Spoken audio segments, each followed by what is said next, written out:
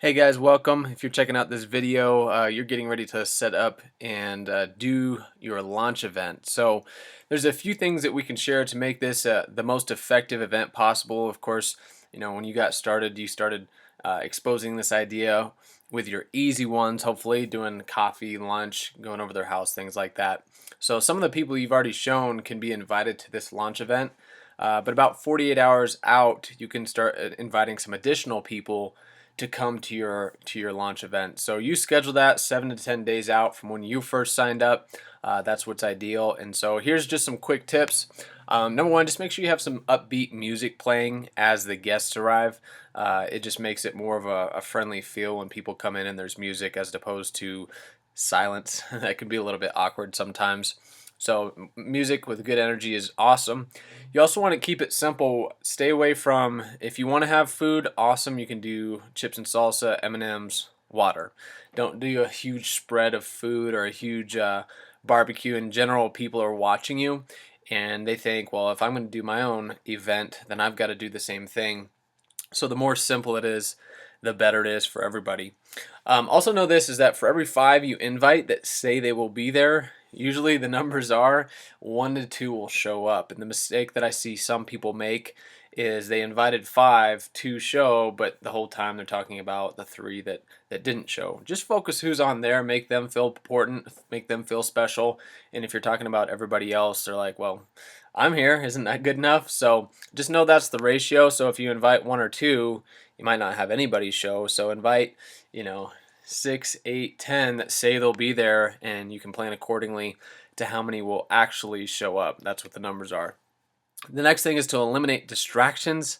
Uh, Kids, if you can, get a babysitter, have somebody else stay with them in a separate room, put the animals away, turn your cell phones off, and then you don't want to get up because your friends and your guests are watching what you do, so they think that, well, if you get up to go to the bathroom, then this really might not be that big of a deal, and it's just a distraction. So I can't tell you, I've been at some events where kids are running around and screaming, animals are barking, and what that means is, I understand we all have families, and a lot of people have animals and things like that, but your guest might miss that one key thing they needed to hear in order to pull the trigger to get started and start changing their life. So we just want to eliminate all distractions as much as humanly possible. And then immediately after the presentation, this is very, very important. We want to kick the music back on right away. So as soon as the presentation's done, without hesitation, we push play on some form of music that you've already prepared. Next, make sure you have the presentation, the PDF slides downloaded onto your computer. So the speaker or presenter coming in, it makes it very easy for them. Or if you like to use the DVD, you can use the DVD. That same video is on vacationsooner.com. So if you want to have that on your computer, that's totally fine too. But just make it easy for the person that's coming in. Number 7 is do your 3-step setup before you're introducing the presenter. So there is an audio that you can listen to. There's an app that you've probably already downloaded called Club Fun and Money. And on this app, my good friend Scott Ross does a brief training on how to do a 3-step setup. Basically, it just makes it real, genuine, and it makes your friends want to pay attention to what's getting ready to be shared. That's one of the most important parts of the entire presentation because people like the money, the fun, the travel, the helping people, but what's really going to help them take action and move forward with this idea is knowing how in you are. If you're just like, hey, I'm in this deal and I think it's kind of cool, you should check it out. Obviously, that's different than if you say, hey, listen, I am all in. I've done my research front to back, and this thing's a really, really big deal, and here's why I'm doing it. So go through Scott's audio and take notes on it, practice it a couple times, because this is if there's one thing you could get really good at for your event, I would recommend it being this. Next is if you can learn 2 or 3 things about the presenter so that you can properly edify him or her. And that's not for the person coming in, it's not for their ego, it's just so your guests pay attention. Think about it this way: if you're introducing somebody as a presenter, let's say you're introducing John, and you say, hey everybody, welcome. You do your 3-step setup, and you're like, So we have John here. He's going to explain it. People know nothing about John. Why should they pay attention to John? Whereas if you say, hey, we're really fortunate to have some of John's time tonight. He's one of the top leaders in the area. He's helping a whole bunch of people. And make sure you don't miss a thing this guy says, because, once again, this is a really, really big deal, and we're fortunate to have him here tonight.